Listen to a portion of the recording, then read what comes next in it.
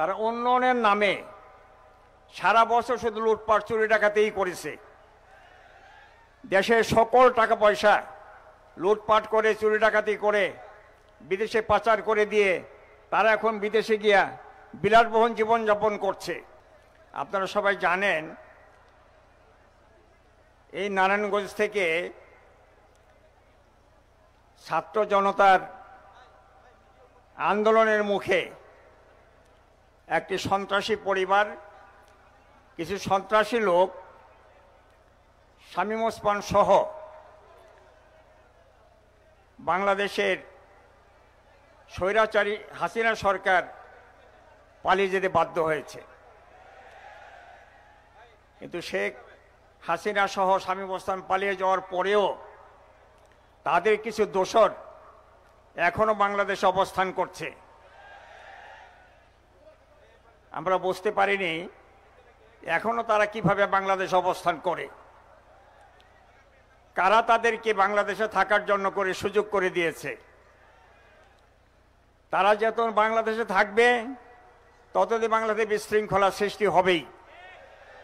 যত দ্রুত সম্ভব তাদেরকে আইনের আওতায় এনে তাদের বিচারের মুখোমুখি করার জন্য আমরা সরকারের কাছে আবেদন করছি, আহ্বান জানাচ্ছি।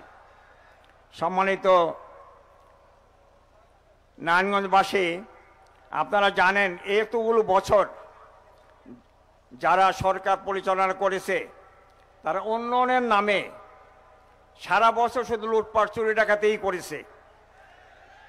দেশের সকল টাকা পয়সা লুটপাট করে চুরি ডাকাতি করে বিদেশে পাচার করে দিয়ে তারা এখন বিদেশে গিয়া বিলাসবহুল জীবনযাপন করছে।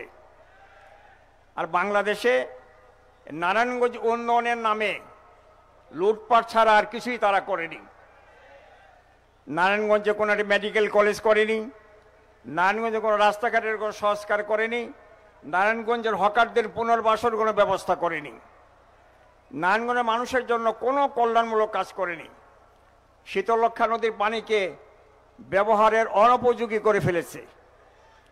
তারপরেও তারা অনেক বড় বড় লম্বা লম্বা কথা বলে দেশের মানুষকে বিভ্রান্ত করার চেষ্টা করেছে। আজকে দেশের মানুষ বুঝতে পেরেছে যে তাদেরকে আর কোনোদিন বাংলাদেশে ফিরে আসতে দেওয়া হবে না, ফিরে আসতে দেওয়া যাবে না। বাংলাদেশের মানুষ আর তাদেরকে কখনোই এদেশের জন্য করে অবস্থান করা ফিরে আসার সুযোগ করে দেবে না।